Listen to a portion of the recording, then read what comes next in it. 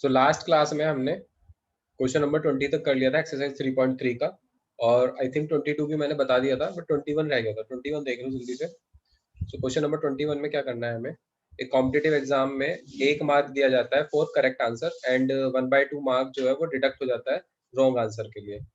अब कोई स्टूडेंट है जयंती, है ना, उसने 120 क्वेश्चन जो है वो आंसर किए हैं एंड उसमें से उसे 90 मार्क्स मिलते हैं। फाइनली उसको 90 मार्क्स मिलते हैं 120 क्वेश्चन अटेम्प्ट करने पर। ठीक है।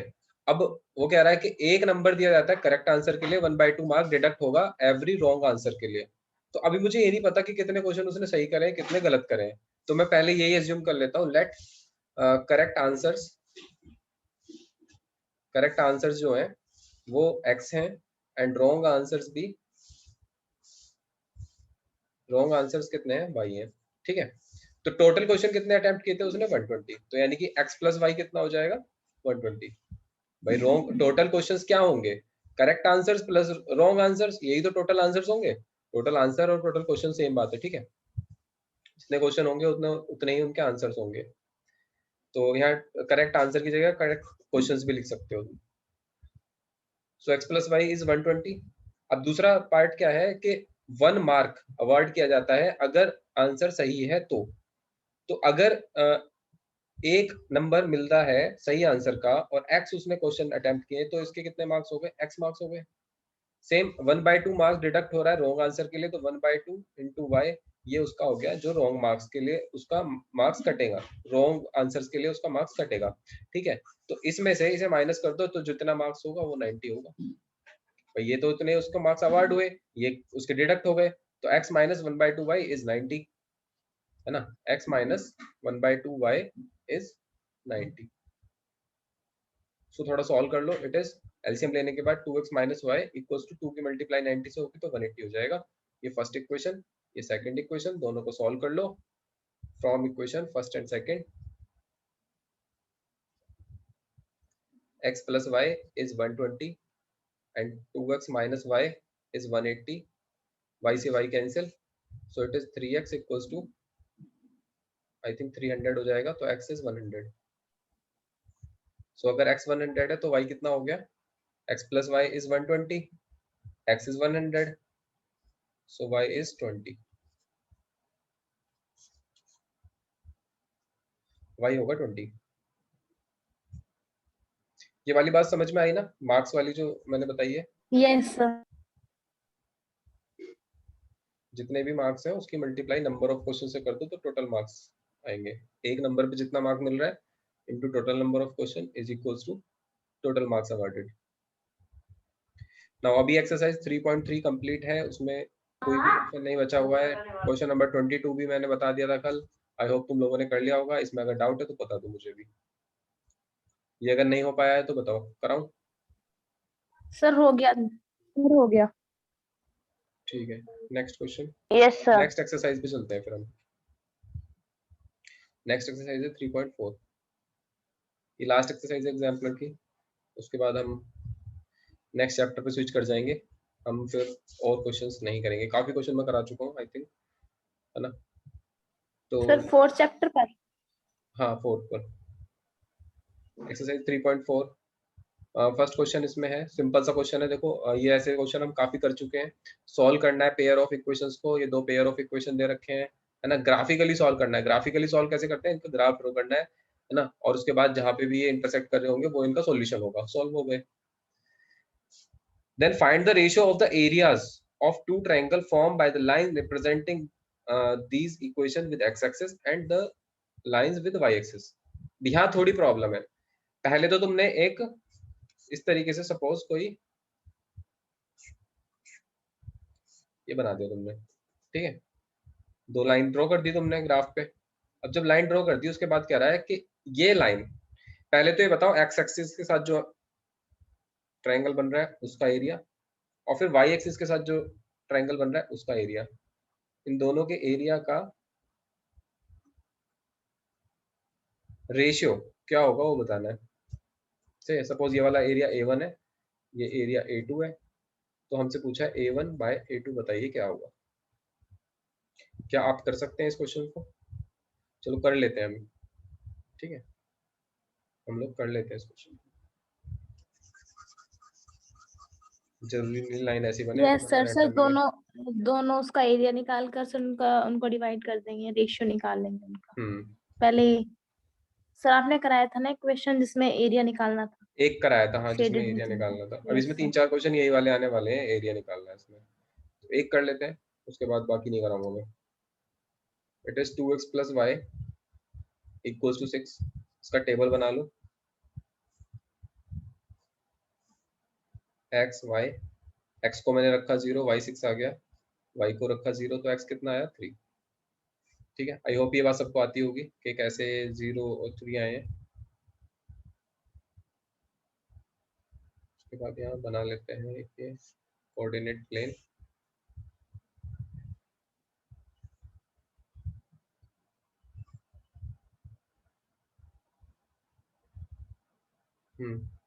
ठीक है,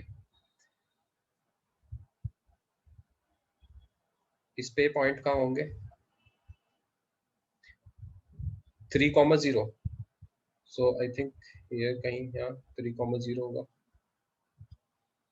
एंड 0,6, 1 2 3 4 5 6, इट इज 0,6। इन दोनों पॉइंट्स को ज्वाइन कर देते हैं तो लाइन बन जाएगी।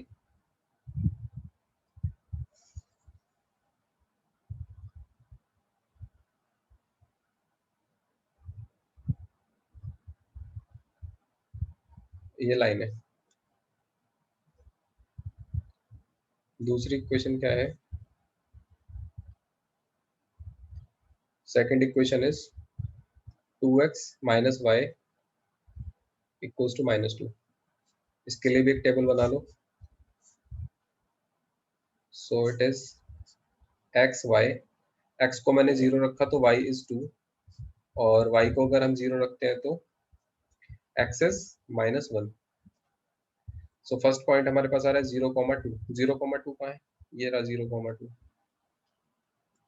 ठीक है, देन -1,0, -1,0 कहाँ होगा, -1 चले हम x एक्सिस नेगेटिव वाली साइड, सो इट इज -1,0।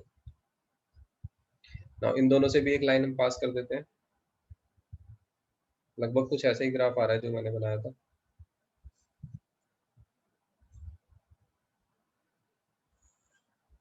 ये लाइन है।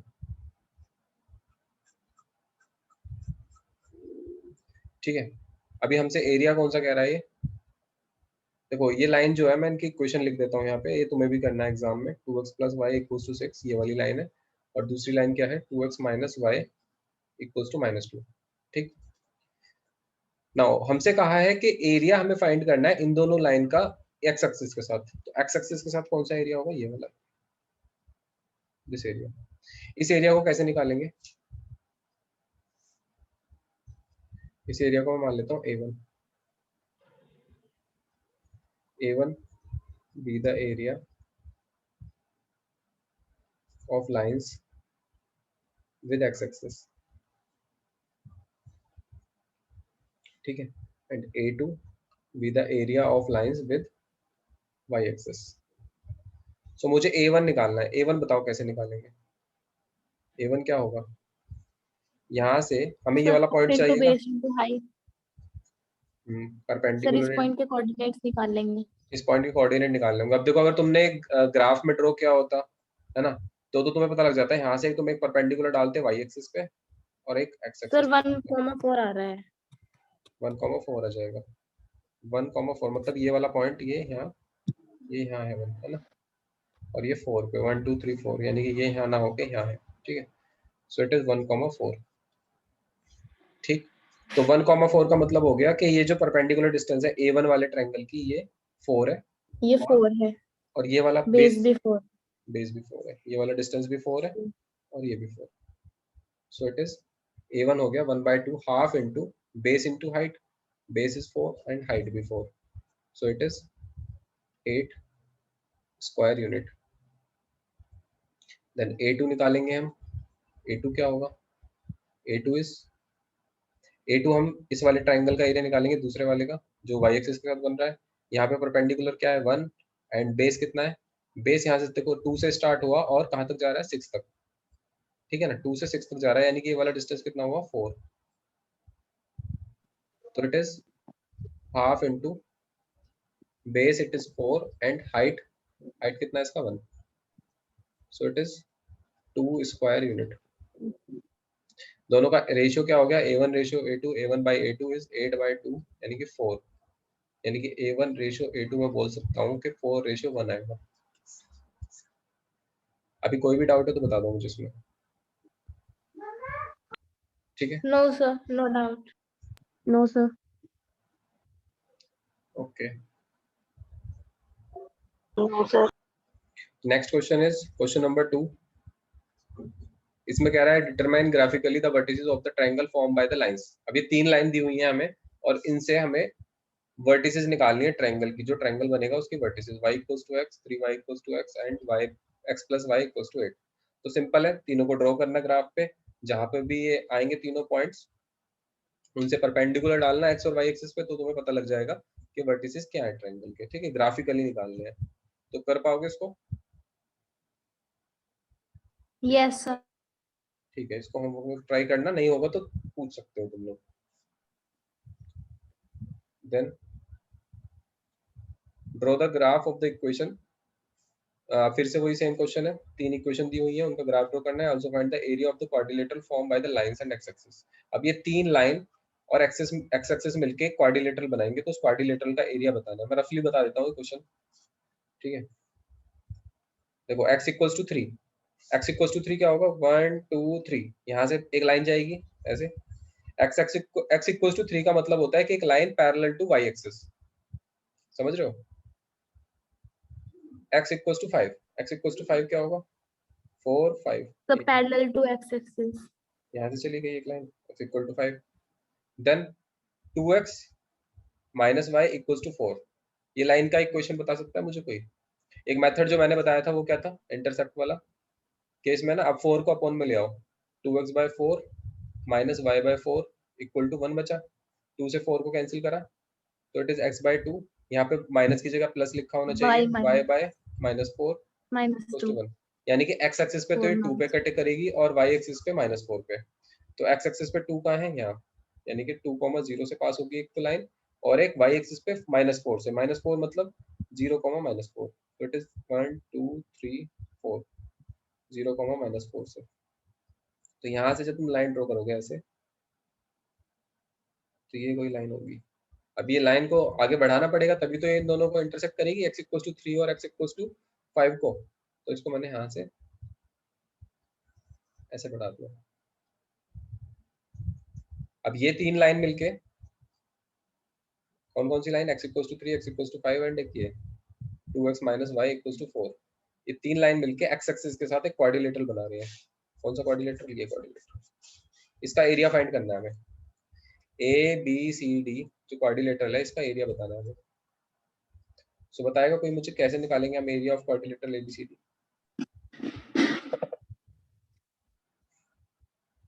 पहले तो मुझे बता दो ये फिगर है कौन सा, एरिया जो है ये कौन सा फिगर है, मतलब क्वाड्रिलेटरल किस टाइप का है, ये स्क्वायर है, रेक्टेंगल है? इट इज अ ट्रेपेजियम, ठीक है? Area of yes sir. Quadrilateral ना कह के इसको हम ट्रेपेजियम कह देते हैं, ट्रेपेजियम ABCD। और ट्रेपेजियम का एरिया क्या होता है, कोई बताएगा मुझे? Half into Half sum of parallel multiply side into height. height and multiply sum of half the into Sum of sum of sum of parallel sum of parallel sides parallel parallel into lines height. multiply height. Into height, ठीक है? तो half into sum of parallel side कौन कौन सी है इसमें, AD और BC है ना?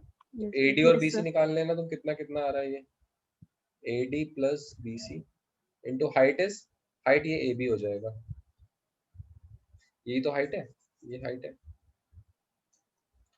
नाउ AD फाइंड करने के लिए क्या करेंगे, ये वाला पॉइंट ऑफ इंटरसेक्शन हमें चाहिए, तो यहाँ से एक परपेंडिकुलर डालेंगे y एक्सिस पे, तो तुम्हें पता लग जाएगा ये कितना है, ठीक है? फिलहाल के लिए अगर तुम्हें तरीका बताऊं मैं, कभी भी तुम्हें देखो 2 लाइन इंटरसेक्ट करनी है और वो पॉइंट निकालना है ना, ये यूज होगा बहुत ज्यादा 11th क्लास में भी, तो उन दोनों लाइंस को तुम सॉल्व कर लो, जो दोनों लाइंस की इक्वेशन है ना उनको सॉल्व कर लो, उनसे जो भी आंसर आएगा ना x और y का, वो उस पॉइंट के कोऑर्डिनेट होंगे। तो जैसे यहाँ पे एक तो x इक्वल्स टू 3 है, दूसरी लाइन क्या है, ये है, तो यहाँ पे x इक्वल्स टू 3 रखा मैंने, तो 2 into 3 minus y equals to 4, it is 6 minus y equals to 4, तो y कितना आ गया 6 minus 4 that is 2, है ना। तो यानी कि ये आ गया 3,2 डी के कोऑर्डिनेट। ऐसे तुम्हें सी के कोऑर्डिनेट निकालने हैं अगर, तो सी के कोऑर्डिनेट हो जाएंगे क्या, x तो 5 है तो यहाँ पे 5 रखा, 2 into 5 minus y equals to 4, तो y is 10 minus 4 6, so it is 5,6। Now AD मुझे चाहिए था, AD is this y axis, y वाली साइड कितना है 2 एंड ये कितना है y कोऑर्डिनेट इसका 6, तो 1/2 2 plus 6 into AB तो सबको पता ही होगा 2 है, क्योंकि ये यहाँ पे है 3,0 और ये है 5,0, तो 5 minus 3 2, 2 से 2 कैंसिल हो गया, 8 square unit, 8 square unit answer होगा। ये थोड़ा सा रफली मैंने बता दिया है, लेकिन ऐसा नहीं है कुछ भी मैंने स्टेप छोड़ा है इसमें, हाँ तरीके से मैंने करा नहीं है इसको, बस लिखा नहीं है। तो अगर कोई भी डाउट है किसी को तो बता दो। No sir. No, sir.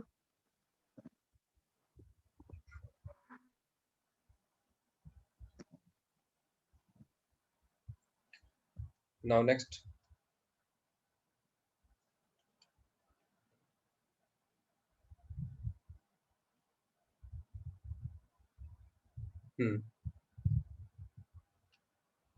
Fourth question है, cost of 4 pens and 4 pencil box is 100। अब दो आइटम्स है, एक तो पेन है और दूसरा पेंसिल बॉक्स है। तो पेन को मैंने मान लिया x रुपीज का और पेंसिल बॉक्स मैंने मान लिया ₹y का है ना। इसकी पेन की कॉस्ट है ₹x और पेंसिल की कॉस्ट है ₹y, ठीक है। लैंग्वेज मैं फिर से बोल रहा हूँ, मैं लिख नहीं रहा हूँ, तुम लोग कर सकते हो लैंग्वेज, अब लिख सकते हो, let the cost of a pen be ₹x, let the cost of a pencil box be ₹y। तो इक्वेशन क्या बनेगी, देखो कॉस्ट है 4 पेन की एंड 4 पेंसिल बॉक्स की 100, तो 4 पेन और 4 पेंसिल बॉक्स की कॉस्ट 100 रुपीज दे रखी है, तो यानी कि 4x, एक पेन की कॉस्ट x रुपीज है, 4 पेन की कॉस्ट 4x हो जाएगी, प्लस एक पेंसिल बॉक्स की कॉस्ट y रुपीज है, तो 4 पेंसिल बॉक्स की हो गई 4y equals to 100। First equation हो गई। Then 3 times the cost of a pen, 3 times the cost of a pen, मतलब एक पेन की कॉस्ट है x, तो उसका 3 times is 15 more than the cost of pencil box. ये 15 ज्यादा है किससे, कॉस्ट ऑफ पेंसिल बॉक्स से। तो पेंसिल बॉक्स की कॉस्ट कितनी है y, तो it is y plus 15।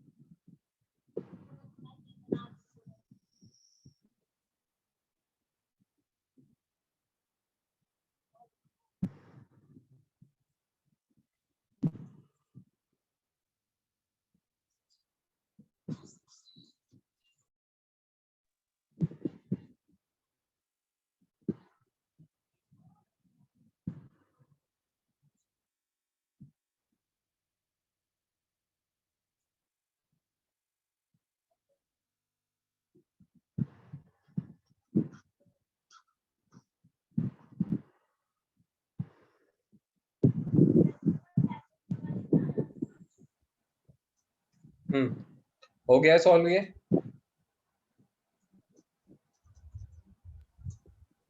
Solve कर लेना इसको, इसको डिवाइड कर दो sir. पहले 4 से, तो it is x plus y equals to 25, है ना। इसको फर्स्ट इक्वेशन इसे मान लो, अगर x प्लस वाई 25 है तो यहाँ से y प्लस 15, यहाँ से y की वैल्यू निकाल लो, 3x माइनस 15 ऊपर पुट कर दो, फर्स्ट इक्वेशन में पुट कर दो, पुट इन इक्वेशन फर्स्ट, तो कितना हो जाएगा ये x plus 3x minus 15 equals to 25, 4x equals to 40 and x is 10। x की वैल्यू 10 है, अगर x की वैल्यू 10 है तो y इज 15, 15. ठीक है।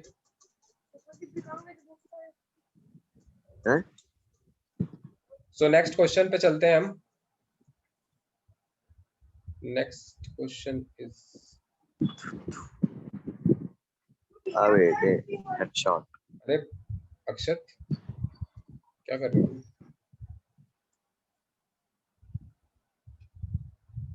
Now next question is again area हमें वर्टिसेस निकालने ट्रायंगल के, है ना।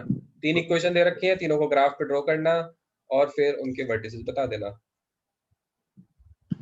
Homework do yourself. नेक्स्ट ये क्वेश्चन अच्छा है, 6 क्वेश्चन सभी लोग करेंगे, खुद से करेंगे पहले, फिर सॉल्यूशन चेक करेंगे। नाउ 6 क्वेश्चन में क्या कह रहा है, Ankita travels 14 kilometre to her home. 2 तरीके से जाती है, या तो रिक्शा से, कुछ पार्ट रिक्शा से कवर करती है, कुछ पार्ट बस से। She takes half an hour if she travel 2 kilometre by rickshaw and the remaining distance by bus. तो अगर वो 2 किलोमीटर रिक्शा से जाती है और रिमेनिंग डिस्टेंस बस से जाती है तो उसको हाफ एन आवर लगता है time. But on the other hand अगर वो 4 किलोमीटर रिक्शा से जाए और रिमेनिंग डिस्टेंस बस से कवर करे तो उसको 9 मिनट ज्यादा टाइम लगता है। मतलब पहले उसको टाइम लग रहा था हाफ एन आवर, मतलब 30 मिनट्स, अभी लग रहा है 39 मिनट्स। सर आ रही है। Now on the other hand, हाँ ये मैंने बता दिया, 9 मिनट उसको ज्यादा लगेगा टाइम, मतलब 39 मिनट्स लगेंगे। स्पीड ऑफ रिक्शा बतानी है, बस बतानी है, ठीक। तो मान लेते हैं speed of rickshaw is x kilometre per hour and बस की स्पीड है y किलोमीटर पर आवर, ठीक। तो इसमें जो फॉर्मूला यूज होता है वो ये यूज होता है कि हम टाइम निकालने वाले हैं किससे, डिस्टेंस अपॉन स्पीड से। स्पीड बराबर डिस्टेंस अपॉन टाइम, तो time is distance upon speed. तो डिस्टेंस कितना है, अभी देखो वो है ना 2 तरीके से डिस्टेंस कवर कर रही है। मान लिया उसका ये a डिस्टेंस से होम तक जा रही है, अपने घर तक। तो कुछ पार्ट वो कवर करती है रिक्शा से, मान लिया सपोज टोटल डिस्टेंस है 14 किलोमीटर। फर्स्ट केस में उसने कितना डिस्टेंस कवर किया, 2 किलोमीटर रिक्शा से, 2 किलोमीटर किया रिक्शा से, एंड देन रिमेनिंग कितना बचा। अगर टोटल डिस्टेंस 14 था, 2 किलोमीटर उसने रिक्शा से किया, 12 किलोमीटर। Then remaining is 12। ये वो किससे करेगी, बाय बस। सेकंड केस में अगर वो, अच्छा इसमें उसे टाइम कितना लगता है, हाफ आवर। सेकंड केस में अगर वो 4 किलोमीटर कर दे, ये वाला डिस्टेंस जो रिक्शा वाला डिस्टेंस है, तो थोड़ा ज्यादा डिस्टेंस कवर करे वो रिक्शा से, देन बाय बस उसको करना होगा 10 किलोमीटर।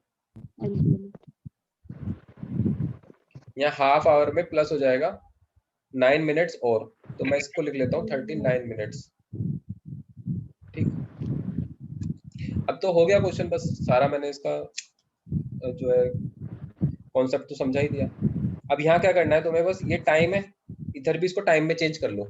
मतलब रिक्शा से उसको कितना टाइम लगा और बस से कितना टाइम लगा, दोनों को ऐड कर देंगे तो क्या आ जाएगा हमारे पास, टोटल टाइम आ जाएगा, है ना। तो रिक्शा से कितना टाइम लगेगा उसको, डिस्टेंस है 2, स्पीड है x रिक्शा की, सो 2x नहीं, डिस्टेंस है 2, स्पीड है x, तो distance upon speed is time, so we can say that 2/x।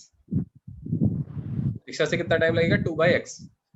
बस से कितना लगेगा, 12 है डिस्टेंस, स्पीड है y, so it is 12/y equals to कितना टाइम लगता है उसको, हाफ आवर।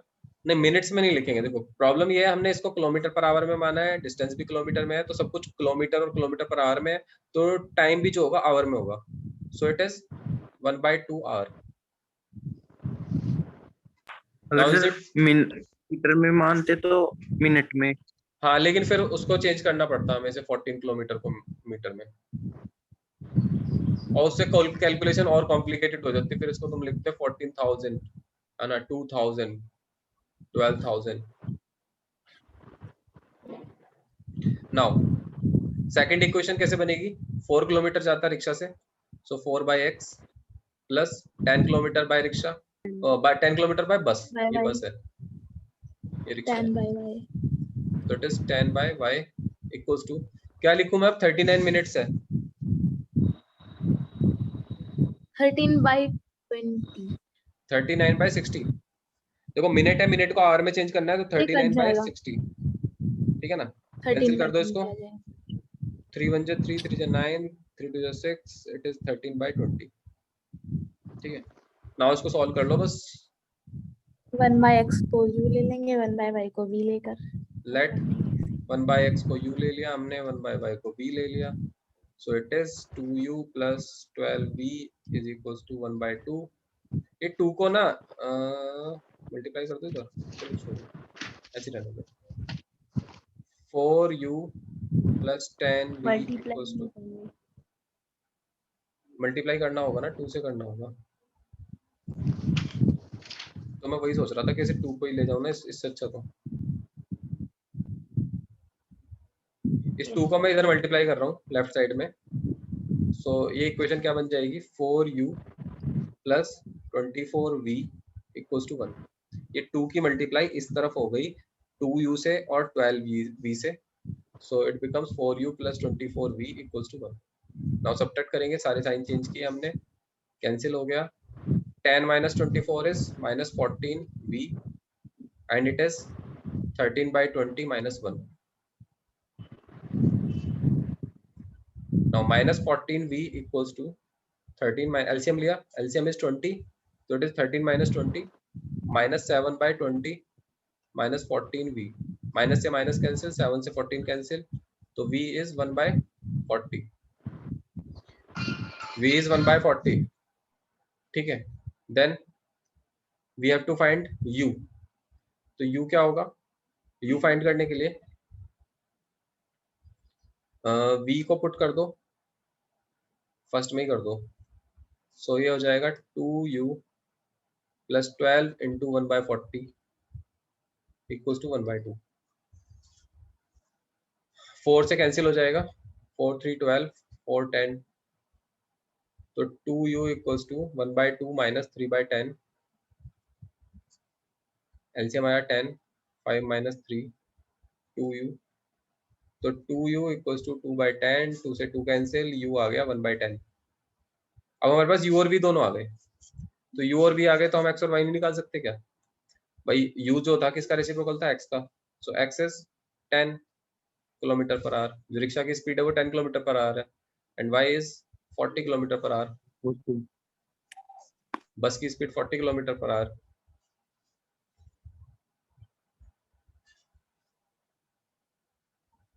नाउ अभी इस क्वेश्चन में कोई डाउट हो तो बता दो।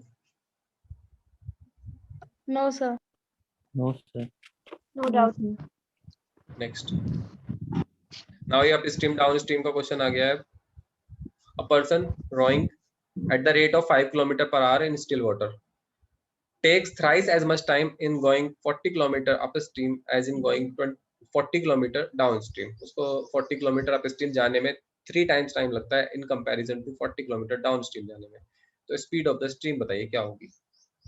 तो हमने मान ली let the speed of the stream भी x kilometre per hour. Speed stream की क्या थी, स्ट्रीम मतलब वाटर, वाटर का जो फ्लो है वो क्या है, x किलोमीटर पर आवर है, और पर्सन ड्रॉ करता है eight the rate of 5 kilometre per hour in still water. Still water में उसकी स्पीड कितनी है, 5 किलोमीटर पर आवर, ठीक है।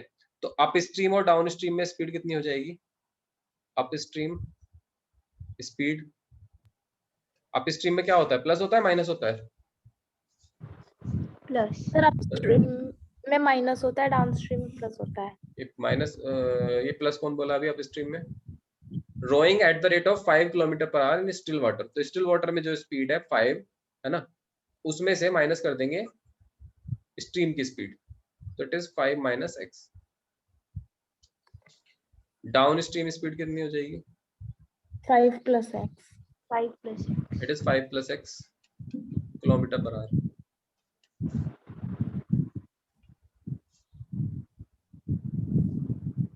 तो सिंगल वेरिएबल की इक्वेशन है।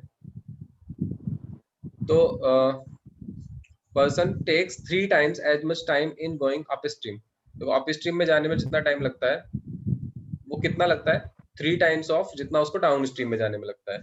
तो अप स्ट्रीम का टाइम कितना है, अप स्ट्रीम कितना जाता है 40 किलोमीटर। टाइम कैसे निकालते हैं, टाइम होता है डिस्टेंस अपॉन स्पीड। डिस्टेंस कितना है, distance by time 40 distance by speed हो जाएगा ना. Distance is 40, speed is up stream की स्पीड इज 5 माइनस x. तो यानी कि अप स्ट्रीम वाली जो टाइम है वो कितना है 40 upon 5 minus x equals to ये 3 टाइम्स है किसका 3 टाइम्स ऑफ डाउन स्ट्रीम में जो टाइम है मतलब 40 upon 5 plus x 5 40 upon 5 plus x. सो अगर कोई भी डाउट है तो बताओ इसमें इस क्वेश्चन में पर्टिकुलरली. ये क्वेश्चन अच्छा है और ये सिंगल वेरिएबल का ही क्वेश्चन है. अगर तुमसे कोई से 8th क्लास में भी पूछता तब भी कोई प्रॉब्लम नहीं थी. वहां पे भी तुम्हें करना चाहिए था क्योंकि 8th क्लास में हम सिंगल वेरिएबल इक्वेशन करते हैं.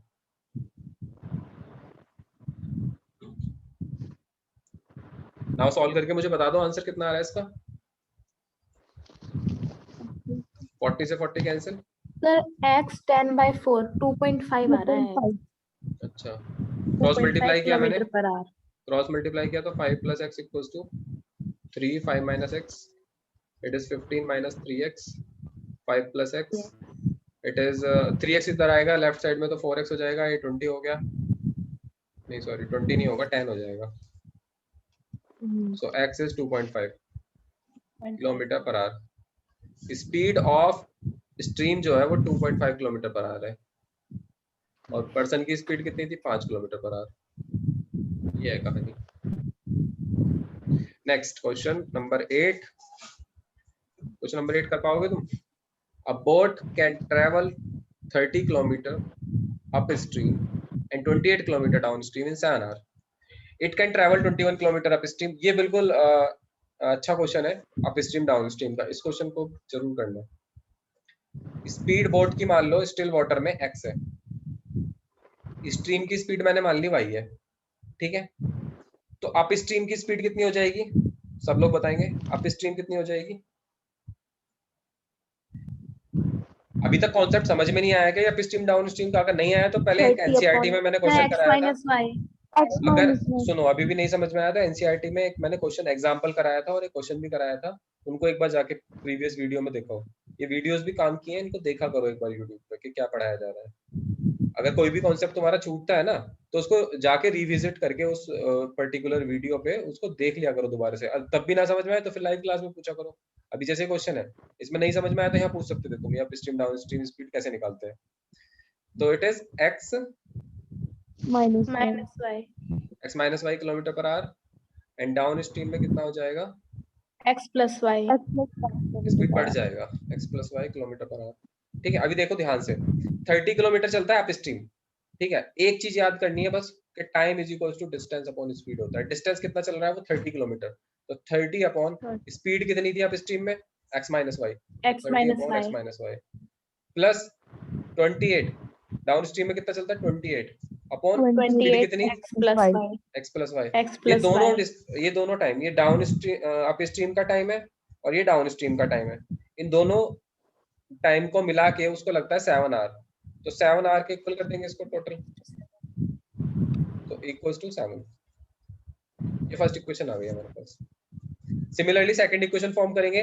21 किलोमीटर चलता है अप स्ट्रीम तो 21 upon x minus y. Time लगा उसको अप स्ट्रीम में कितना जितना डिस्टेंस चला वो अपॉन उसकी स्पीड. रिटर्न करता है एंड रिटर्न.